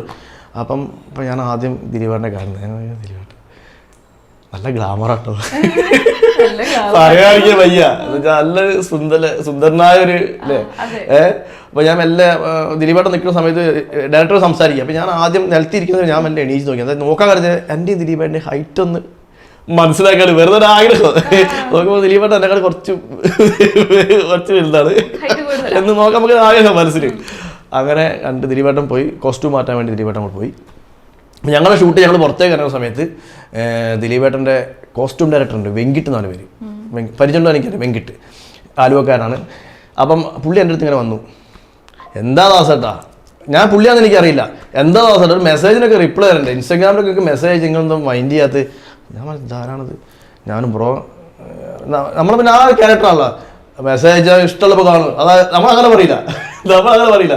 ആ ബ്രോ എനിക്ക് മനസ്സിലായിട്ടില്ല ആരാന്നല്ലോ ഞാൻ ദിലീപേട്ടൻ്റെ കോസ്റ്റ്യൂമൊക്കെ വെങ്കിട്ട്. അയ്യൻ്റെ മോനെ എനിക്ക് അറിയാത്തോണ്ടല്ലേ അങ്ങനെ. ഇപ്പം പുള്ളി എനിക്ക് മെസ്സേജ് അയച്ചാൽ കാണിച്ചിരുന്നത് എത്ര വയസ്സ്, ഹായ് ദാസേട്ടാ. നമ്മളെ സംബന്ധിച്ച് നമ്മളെ ആൾക്കാർക്ക് അറിയെങ്കിലും ഈ സിനിമയായിട്ട് ബന്ധപ്പെട്ട ആൾക്കാർ കൂടുതൽ ആൾക്കാർ നമുക്ക് അറിയില്ല. നമ്മളൊരു ആ സമയത്ത് നമുക്ക് അറിയാൻ കഴിയില്ല, നമുക്ക് ആരൊന്നും അറിയില്ല. അങ്ങനെ വെങ്കിട്ട് വന്ന് ദിലീപേട്ടൻ കാണാൻ വേണ്ടി വെങ്കിട്ട് എന്നെ കൂട്ടിക്കൊണ്ട് ദിലീപേട്ടൻ കാരാവരം ഇറങ്ങി ഫസ്റ്റ് കണ്ടത് ഇത് നമ്മളെ നിങ്ങളല്ലത്. ദിലീപേട്ടൻ താടി ഇങ്ങനെ പിടിച്ച്, ദാസേട്ടൻ താടി ഒറിജിനലാണ്. ഞാൻ ദിലീപേട്ടൻ താടി ഒറിജിനലാണ്. ദിലീപേട്ടൻ്റെ പഴയ ഏതെങ്കിലും സാറ് കണ്ടിട്ടുണ്ടാവും താടി ഇല്ലാത്തത്. അപ്പോൾ രതീഷ് സാർ അങ്ങോട്ട് കടന്നു വന്നു. രതീഷ് സാർ ദിലീപേട്ട ദാസേട്ടന് മനസ്സിലായില്ലേ, ഇയാൾ മീശ പിരിച്ചൊക്കെ റീൽസൊക്കെ പൊളിയട്ടോ. ഞാൻ എൻ്റെ മോള് മീനാക്ഷി കാണിച്ചു തരാറുണ്ട് ഇയാളുടെ വീഡിയോസൊക്കെ. അപ്പം എന്നെ സംബന്ധിച്ച് നമ്മളെ മനസ്സിലാക്കി നമ്മളവിടെ അനലൈസ് ചെയ്ത് തരുമ്പോൾ ഇത്രയും വലിയ സന്തോഷം നമുക്ക് ജീവിതത്തിൽ കിട്ടാനില്ല. പിന്നെ അങ്ങനെ പോസിറ്റീവ് വൈബ് ഓൾറെഡി ഉള്ള എനിക്ക് പോസിറ്റീവ് കൂടി. പിന്നെ ഭയങ്കര അന്ന് ക്ഷീണം, വിശപ്പൊക്കെ ഉണ്ടായിരുന്നു. പക്ഷെ വിശപ്പൊക്കെ പോയി പിള്ള ആക്റ്റീവായി. അതാണ് ദിലീപേട്ടനെ കണ്ട ഫസ്റ്റ് എക്സ്പീരിയൻസ്. പിന്നെ ആ സീനുകളിലൊക്കെ രതീഷ് സാർ പറയും, ദിലീപേട്ട ആ ദാസേട്ടൻ്റെ മുമ്പിൽ എടുത്തു ആ സിനിമ കണ്ടു കഴിഞ്ഞാൽ മനസ്സിലാക്കാൻ പറ്റും. ദിലീപേട്ടൻ്റെ മുമ്പിലും ബാക്കിലേക്ക് പല സ്ഥലങ്ങളിലും ഞാനുണ്ട്. അത് എന്നെ സംബന്ധിച്ച് തുടക്കക്കാരനെ സംബന്ധിച്ച് വലിയ സന്തോഷമുള്ള കാര്യം. ഇതിപ്പോൾ ഒന്നുമില്ല. പിന്നെ ദിലീപേട്ടൻ സെറ്റിൽ എല്ലാവരും വർത്താനൊക്കെ പറഞ്ഞ് അങ്ങനെ എപ്പോഴും കാരാവനിൽ ഇപ്പോൾ ഇരിക്കുന്ന ആളൊന്നും വൈബാണ്. പുള്ളി കസാര കെട്ടിയിരുന്ന് അവിടെ എല്ലാവരും വർത്താനൊക്കെ പറഞ്ഞ് അങ്ങനെ ഞാൻ ജനപ്രിയ നായകനെ ഞാൻ മനസ്സിലാക്കുന്നത്. എന്നെ സംബന്ധിച്ച് മറ്റുള്ള നായകന്മാരോട് ഞാൻ വർക്ക് ചെയ്തിട്ടില്ല. ഇനിയിപ്പോൾ വർക്ക് ചെയ്യാൻ ഭാഗ്യമുണ്ടെങ്കിൽ തീർച്ചയായും വർക്ക് ചെയ്ത് വിചാരിക്കുന്നു. പക്ഷേ ഈ ജനപ്രിയ നായകൻ്റെ കൂടെ ആയിട്ടുള്ള ഒരു കുറച്ച് മൂമെന്റ്സ് സന്തോഷമാണ്. അതിനപ്പുറം ഒന്നും പറയില്ല. ഇപ്പൊ ഇത്ര നേരം സംസാരിച്ചിട്ട് ഞാൻ ശ്രദ്ധിച്ചൊരു കാര്യമുണ്ട്, മുതിർന്നവരാണെങ്കിലും കുട്ടികളാണെങ്കിലും ഒരേപോലെ വിളിക്കുന്നത് ദാസേട്ടൻ എന്നാണ്. ഇപ്പൊ ഡയറക്ടർ സാറിന്റെ കാര്യം വരെ പറഞ്ഞു, ഡയറക്ടർ സാർ വരെ വന്നിട്ട് ദാസേട്ടനല്ലേ ചോദിക്കുന്നത്. അപ്പൊ ഒന്ന് ആലോചിച്ച് നോക്കിയേ, കുഞ്ഞു പിള്ളേർ മുതൽ വലിയ ആളുകൾ വരെ നമ്മളെ ഇപ്പൊ ലാലേട്ടൻ എന്നൊക്കെ പറഞ്ഞിട്ട് ദാസേട്ടൻ എന്നാണ് പറയുന്നത്. അപ്പൊ അതൊരു ഭയങ്കര സന്തോഷം. അത് എന്താ പറയാ, പ്രതീഷ് സാറ് അല്ല സിദ്ധാർത്ഥ് ഭരതൻ ബ്രോ ഇവരൊക്കെ ദാസേട്ടൻ. നമുക്കത് ഞങ്ങളൊരു ഇവിടെ മൂവി പ്രൊമോഷൻ ചതുരം പ്രൊമോഷനാണ് സിദ്ധാർത്ഥ ഭരതനെ കൂടുതൽ എനിക്ക് അടുത്താണ്. ഞാനും വൈഫൊക്കെ പോയിരുന്നു. അന്നൊക്കെ നമ്മളെ അങ്ങനെ വിളിക്കുന്നത് നമുക്ക് വലിയ സന്തോഷമാണ്. അതെന്ന് പറയുമ്പം ഒരു പരിപാടിക്ക് ഇതേപോലെ പോയ സമയത്ത് ചാക്കോച്ചൻ്റെ എന്നാത്താൻ കേസ് കൂട് അതിൻ്റെ പ്രൊമോഷൻ ഞാൻ പോയ സമയത്ത് നമ്മളെ മുമ്പിൽ നമ്മളെ ഇരിക്കുന്നത് നമ്മളെ പാട്ടിൻ്റെ ഔസേപ്പച്ചൻ സാറൊക്കെ ഇരിക്കുന്നുണ്ട്. അപ്പോൾ ബാക്കിൽ നിന്ന് ഇങ്ങനെ ദാസേട്ടൻ കോഴിക്കോട് സ്റ്റേജിൽ വിളിക്കുമ്പോൾ ദാസേട്ടനോ പുള്ളി അയച്ചിരുന്നത് യേശുദാസ് ദാസേട്ടൻ. അപ്പം എന്നെ സംബന്ധിച്ച് എനിക്കെന്താ പറയാറില്ല, അത് അത്രയും ആൾക്കാർ ഇഷ്ടപ്പെട്ടതായിരിക്കാം. നമ്മളെ സോഷ്യൽ മീഡിയയിൽ ഉപയോഗിച്ചൊരു എൻ്റെ ഒരു തൂലികാനാമം എന്നൊക്കെ പറയില്ല നമ്മൾ, അതേപോലെ ഒരു പേരാണ്. അത് അമേദാസ് ആയിരുന്നു ഇട്ടത് ഇതിനകത്ത്. അപ്പം നമുക്കൊരു വെറൈറ്റി കിടന്നിട്ട് നമ്മൾ സെലക്ട് ചെയ്ത സാധനമാണത്. അത് ഇങ്ങനെ ആളറിയണമെന്നുള്ള അതിന് ഇട്ടൊന്നുമല്ല, പക്ഷെ എന്താ ഭാഗ്യം കൊണ്ട് അത്. പക്ഷെ ആ ഒരു പേര് നമുക്കൊരു ഹൈപ്പ്, തീർച്ചയായും എൻ്റെ ഒരു ഹൈപ്പിന് കാരണം ആ ഒരു പേരുണ്ട്. അതേപോലെ തന്നെ എൻ്റെ ഡയലോഗ് ചെങ്കട പൊളിക്കുക പൊളിച്ചെടുക്കുക, അതും നമുക്കൊരു ഹൈപ്പ് ഉണ്ടാക്കാൻ കാരണമായ സംഗതിയാണ്. ഇപ്പൊ ദാസേട്ടൻ തന്നെ പറഞ്ഞു, ഇപ്പൊ ഓവർവെൽഡ് ഒരുപാട് സന്തോഷം വരുന്ന സമയത്തൊക്കെ ഇങ്ങനെ ആൾക്കാരോടൊക്കെ എല്ലാം പറഞ്ഞു നടക്കുന്നൊക്കെ, പക്ഷെ അതിനൊരു ചെറിയ അഡ്വൈസ് പോലും കൊടുത്ത് നിർത്തുന്നത് ദിവ്യേച്ചിയാണെന്ന് പറഞ്ഞു. അപ്പൊ ഇതുപോലെ വേറെ എന്തൊക്കെ അഡ്വൈസ് ഒക്കെ കൊടുക്കാറുള്ളത്? കാരണം ഇച്ചിരി പിടിച്ചു വെക്കാം, അല്ലെങ്കിൽ ദാണ്ട് ഇങ്ങനെ പോകും എന്നൊക്കെ തോന്നുന്ന കാര്യങ്ങളുണ്ടോ? പെട്ടെന്ന് വിശ്വസിക്കുക എല്ലാരെയും. അതൊരു ഭയങ്കര ഡ്രോബാക്ക് ആയിട്ട് ചില സമയത്ത് വരാറുണ്ട്. എല്ലാരും പെട്ടെന്ന് വിശ്വസിക്കും. അങ്ങനെ 1-2 അബദ്ധങ്ങളൊക്കെ വന്നിട്ടുണ്ട്. പറയാൻ പറ്റുന്നതാണോ? അത് ഞാൻ പറയാം, കുഴപ്പമൊന്നുമില്ല. നമ്മളെന്താ വെച്ചാല് കുറെ ആൾക്കാരെങ്കിൽ പരിചയം, നമ്മളെ വീഡിയോഗ്രാഫേഴ്സ് ഒക്കെ ഉണ്ട് കുറെ. അപ്പോൾ അങ്ങനെ പറഞ്ഞു, ദാസേട്ടാ ഒരു റീല് ചെയ്യണം, 2 റീല് ചെയ്യണം. ആ മോനെ നമുക്ക് ചെയ്യാമല്ലോ. ഞാൻ അപ്പം എനിക്ക് ഉച്ചയ്ക്ക് ശേഷമാണ് പരിപാടി വരാം. അങ്ങനെ ഒരു നിളാനമ്പ്യ എന്നൊരു ഐഡിയ ഉണ്ട്, നിങ്ങൾ അറിഞ്ഞു വാങ്ങിക്കാം. നിളാനമ്പ്യ എന്നൊരു ഐഡിയ ഉണ്ട്. അപ്പോൾ അത് കുറച്ച് എക്സ്പോസീവായി ചെയ്യുന്ന ലേഡിയാണ്. എനിക്കതിനെപ്പറ്റി കൂടുതൽ അറിയില്ലായിരുന്നു. അപ്പം ഞാൻ ചെയ്ത 2 റീലുകളും വളരെ മാന്യമായ റീലാണ് ചെയ്തത് അവരുടെ കൂടെ. പക്ഷേ റീലൊക്കെ ചെയ്ത് കഴിഞ്ഞ് സംഗതി വന്ന ശേഷം ഞാൻ കൂടുതൽ അക്കൗണ്ടും കാര്യങ്ങളും മനസ്സിലാക്കുന്നത്. അത് നേരത്തെ എൻ്റെ വൈഫ് പറഞ്ഞ പോലെ തന്നെ നമ്മൾ ഒരാളെ വിശ്വസിച്ച് പോവാം. അപ്പം വീഡിയോഗ്രാഫർ പറഞ്ഞു, നമ്മൾ ചെയ്തു. പക്ഷെ അത് സോഷ്യൽ മീഡിയയിൽ വന്ന സമയത്താണ് ഇത് ഇങ്ങനെയാണെന്ന് ഞാൻ പറഞ്ഞത്. അത് എനിക്ക് സംഭവിച്ച, വൈഫ് നേരത്തെ പറഞ്ഞു, എല്ലാവരും നമ്മൾ വിശ്വസിച്ച് പോകുന്നുള്ളൊരു അബദ്ധം കൊണ്ട് എനിക്ക് സംഭവിച്ചൊരു വിഷയമാണത്. ഇങ്ങനെയൊക്കെ അബദ്ധം അല്ലെങ്കിൽ ഒരു എന്താ പറയുന്നത്, ദാസേട്ടന്റെ ഇങ്ങനെയുള്ള ചില അബദ്ധങ്ങൾ പറ്റുമ്പോഴോ അല്ലെങ്കിൽ ഇങ്ങനെ ഒരുപാട് പേരെ വിശ്വസിക്കുമ്പോഴൊക്കെ കുറച്ച് അബദ്ധങ്ങൾ വരില്ല. അപ്പം ചേച്ചിക്ക് ഇതുപോലെ നെഗറ്റീവ് കമന്റ്സ് ആണ് അതിന്റെ ബാക്കി പിന്തുടർച്ചയായിട്ട് വരുന്നത്. അപ്പൊ ചേച്ചിക്ക് ആ സമയത്തൊക്കെ എന്താ തോന്നുന്നത്? വിഷമം തോന്നുന്നു അല്ലെങ്കിൽ ചേട്ടനോട് നിനക്ക് പറയുമോ? ഇല്ല, അന്ന് നെഗറ്റീവ് കമന്റ്സിൽ ആ കമന്റ്സിലും എനിക്ക് അത്ര വിഷമമൊന്നുമില്ല. അതിൽ A to Z കാര്യങ്ങൾ എനിക്ക് അറിയാവുന്നല്ലേ. പിന്നെ ഞാൻ വിശ്വസിക്കുന്നതിനേക്കാൾ കൊണ്ട് വേറൊരാളെ വിശ്വസിപ്പിക്കേണ്ട കാര്യം എനിക്ക് അങ്ങനല്ലല്ലോ. അതിലെ നെഗറ്റീവ് കമന്റ്സിലൊന്നും എനിക്ക് അത്ര ഒരു വിഷമം തോന്നിയില്ല. ഈ പറഞ്ഞ തുടക്ക സമയത്തുള്ള കുറച്ച് നെഗറ്റീവ് കമന്റ്സ് ഒക്കെ നമുക്ക് പിന്നെ അതിന്റെ വഴിക്ക് ദാസേട്ടന് പ്രശ്നമില്ലെങ്കിൽ പിന്നെ നമുക്ക് പ്രശ്നം. ആ സമയത്ത് ഒത്തിരി നെഗറ്റീവ് കമന്റ്സ് ഒക്കെ വരുമ്പോൾ ചേച്ചി എന്താ പറയാറുള്ളത്? തുടക്കത്തിൽ എല്ലാ ഭാര്യമാരും പറയുന്നത് അവള് പറഞ്ഞു, ദാസേട്ടാ വേണം നമുക്ക്. തീർച്ചയായും തുടക്ക സമയത്ത് അവള് പറഞ്ഞില്ല ദാസേട്ട അങ്ങനെ. പിന്നെ ഞാൻ നേരത്തെ പറഞ്ഞു, നമ്മള് അത് ആ വഴിക്കാണ് വിടും. നമ്മളങ്ങനെ തിരിച്ചൊന്നും മറുപടി പറയും അല്ലേ, തിരിച്ചൊന്നും മറുപടി പറയുന്നില്ല. പക്ഷെ എന്നെ സംബന്ധിച്ച് എന്നിൽ ആൾക്കാർ കണ്ടൊരു അനുകൂല ഘടകം അതായിരിക്കാം. നെഗറ്റീവ് കമന്റിനോട് നമ്മൾ അങ്ങനെ റിപ്ലൈ ചെയ്യുന്നില്ല. ചില ആൾക്കാർ ഇപ്പോഴത്തെ പയ്യൻ പറയുന്നത് അങ്ങനെയല്ല. എനിക്കിപ്പം പല അക്കൗണ്ട് നോക്കുന്നത് എടാന്ന് വെച്ചാൽ ഓടാ വിളിക്കുക അങ്ങോട്ട് തെറി അല്ലേ. പക്ഷെ അതൊരു നല്ലൊരു പ്രവണതയല്ല. നിങ്ങൾ ശരിക്കും ലവ് മാരേജ് ആയിരുന്നു അറേഞ്ച്ഡ് മാരേജ് ആയിരുന്നു? ഞങ്ങൾ അറേഞ്ച്ഡ് മാരേജ് ആയിരുന്നു. 2ാമത് പെണ്ണുണ്ടത് അവളെ. ഫസ്റ്റ് പെണ്ണ് കണ്ടു, അത് തടി കൂടിയാണ് ഞാൻ ഒഴിവാക്കി. 2ാമത് കണ്ടത് അവളെ. അന്ന് ഇവിടെ മെലിഞ്ഞിട്ടായിരുന്നു കേട്ടോ. ഈ അവസ്ഥ അല്ലായിരുന്നു. അത് അങ്ങനല്ല പറഞ്ഞത്, അങ്ങനല്ല പറഞ്ഞത്. ഞാൻ ഇതിനേക്കാൾ അല്ല, ഞാൻ ബോഡി ഷേപ്പിംഗ് അത് വിവാദമാക്കണ്ടേ.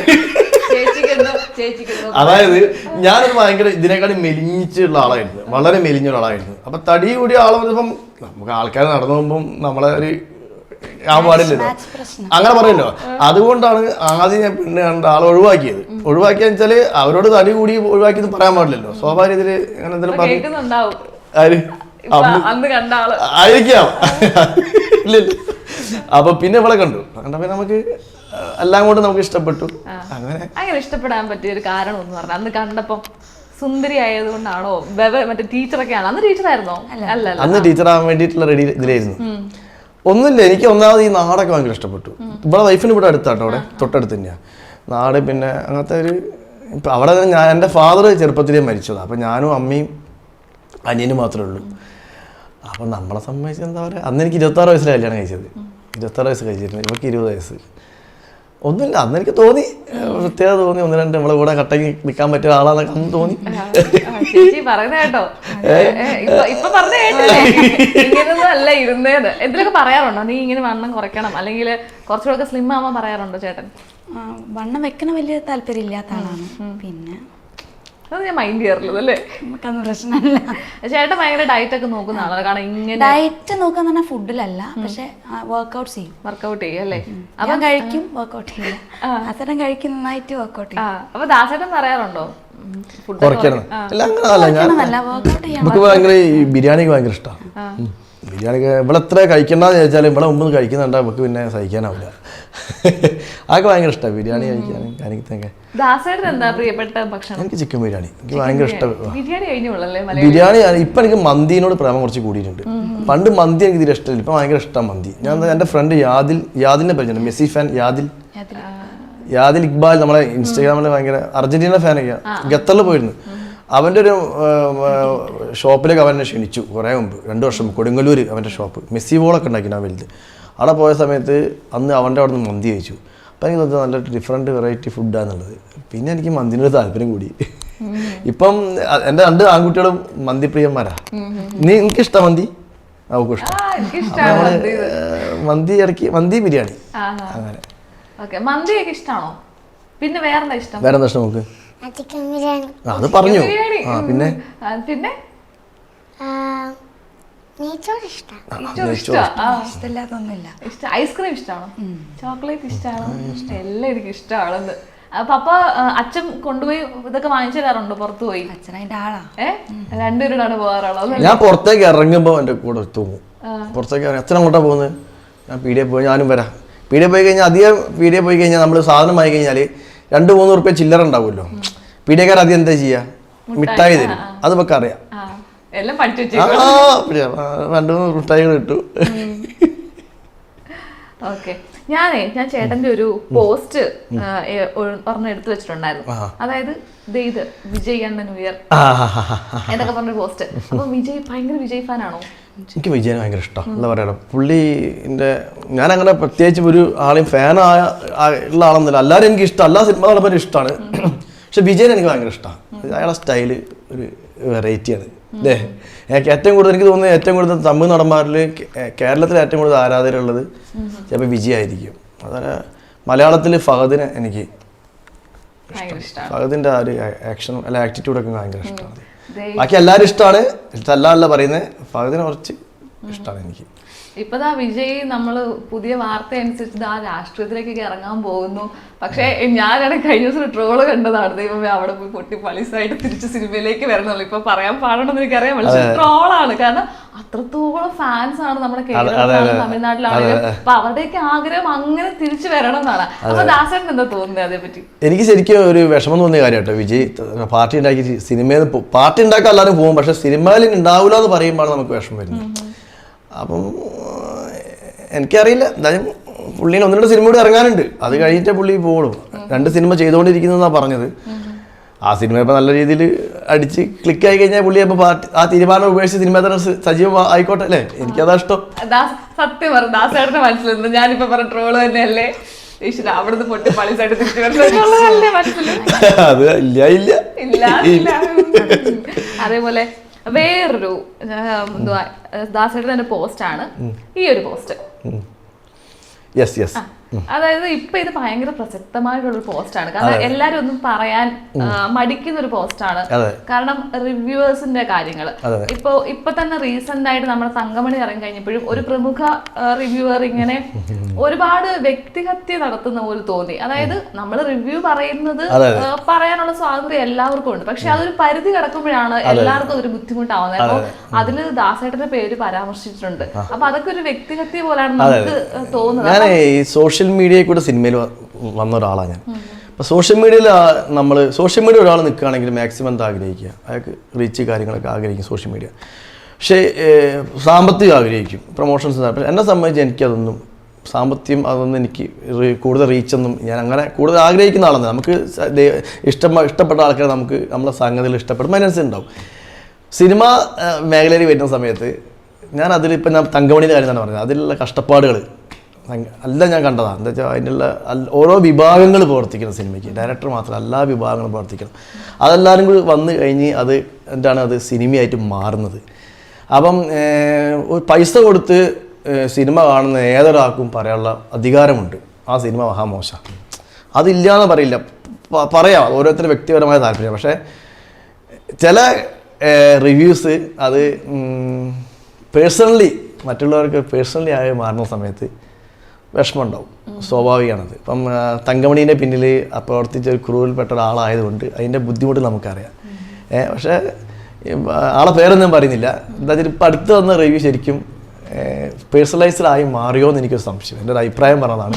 അല്ലാതെ റിവ്യൂ പറയുന്നതിന് യാതൊരു എതിരല്ല ഞാൻ. പക്ഷേ പേഴ്സണലൈസ്ഡ് ആയി മാറുന്ന സമയത്ത് വിഷമങ്ങൾ സ്വാഭാവികം നമുക്ക് ഉണ്ടാവാറുണ്ട്. പക്ഷേ ഞങ്ങളെ തങ്കമണി സിനിമ ക്ലീൻ എൻ്റർടൈൻമെൻറ്റ് സിനിമയാണ്. അതിലെല്ലാം ഉണ്ട്. റൊമാൻസ് ഉണ്ട്, അതുപോലെ കുടുംബ പശ്ചാത്തലമുണ്ട്, ഫൈറ്റ് ഉണ്ട്, ഇമോഷൻസ് ഉണ്ട്.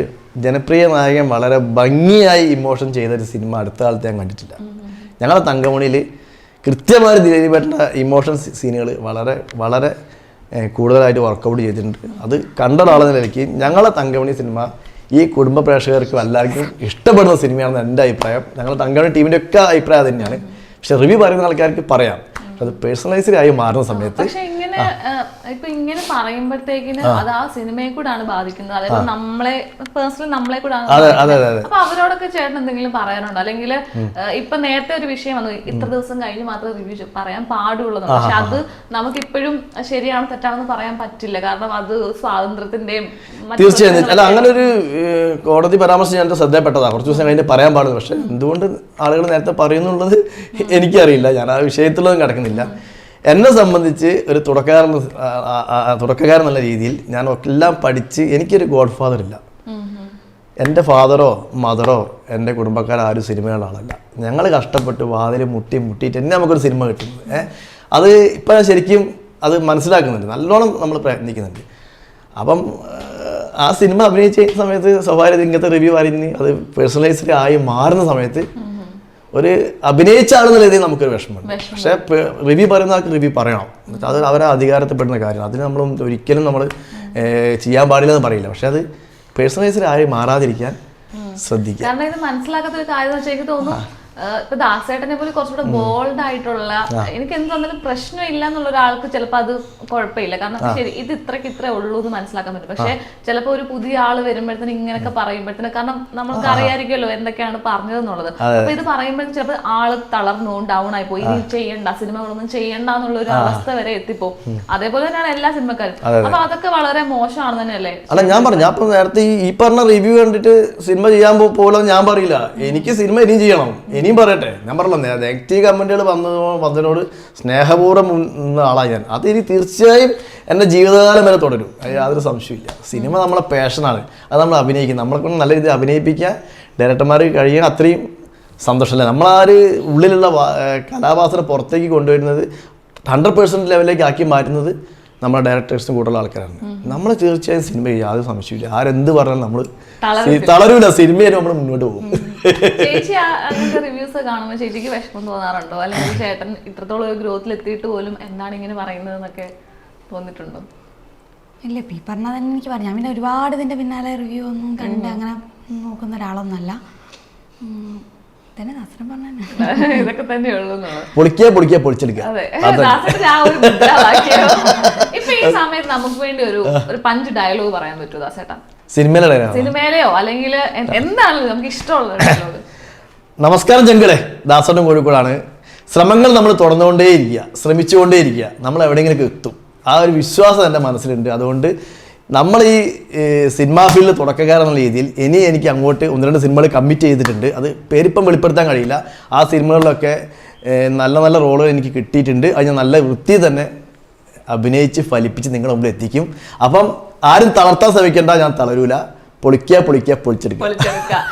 ഏറ്റവും ഇഷ്ടമുള്ള നടൻ ആരാണ് ദാസേട്ടന്റെ?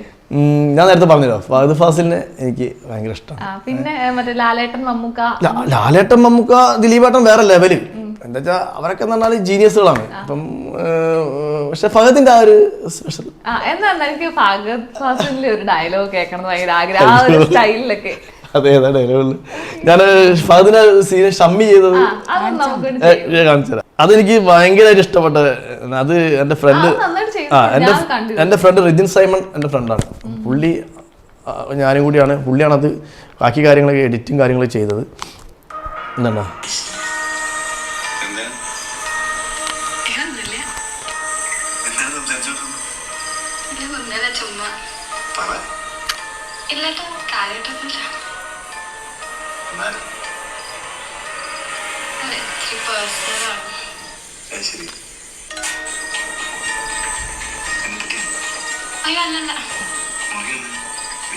അതായത് നമ്മളൊരു ഈ സിനിമയിലൊരു ഷമ്മി ക്യാരക്ടറില്ലേ നമ്മളെ ഫഹദ്, അതായത് ഇങ്ങനത്തെ സാധനങ്ങൾ ചെയ്യണ ഫഹദ് പൊളിയാ. ആ ഒരു സൈക്കോ ക്യാരക്ടറില്ലേ അല്ലേ, അവരൊരു ആ സാധനമൊക്കെ ഇല്ലേ, അതൊക്കെ വർക്കൗട്ട് ചെയ്യാൻ രണ്ട് ഡയലോഗ് നമുക്ക് പറഞ്ഞിട്ട് നമുക്ക് എന്താ പറയണെങ്കിൽ ഓർമ്മയില്ല. ഷമ്മി ഹീറോയാണ് അത് ഷമ്മി പറഞ്ഞ ഡയലോഗ്, ഷമ്മി ഹീറോടാ ഹീറോ, അടിപൊളി. ഷമ്മി ഹീറോടാ ഹീറോ ആ സാധനം. ഓക്കെ ഏട്ടാ, അപ്പൊ എന്തായാലും ഒരുപാട് സന്തോഷം. ഇന്ന് എന്താ പറഞ്ഞ അൺഎക്സ്പെക്ടഡ് ആയിട്ട് വന്ന് ദാസേട്ടന്റെ ഈ ഒരു ഇന്റർവ്യൂ ഇങ്ങനെ ഭയങ്കര ഹാപ്പി ആയിട്ടാണ് ഞാൻ ഇരിക്കുന്നത്. കാരണം അടിപൊളി വൈബായിരുന്നു, ഭയങ്കര രസമായിരുന്നു ഈ ഒരു ഇന്റർവ്യൂ. നിങ്ങൾക്ക് അങ്ങനെ തന്നെ ആയിരുന്നില്ലേ? പിന്നെ നമ്മള് ഹാപ്പി. അപ്പൊ എന്തായാലും ഒരുപാട് താങ്ക് യു സോ മച്ച്. അമ്മയെക്കുട്ടി വരുന്ന എന്നോടെ ഇല്ല, നീ പോയിക്കോ, നീ റാങ്കർ ആയിക്കോ, ചേച്ചിനോട് പോയിക്കോ, നല്ല റാങ്കർ ആയിക്കോ. അപ്പൊ എന്തായാലും താങ്ക് യു സോ മച്ച്.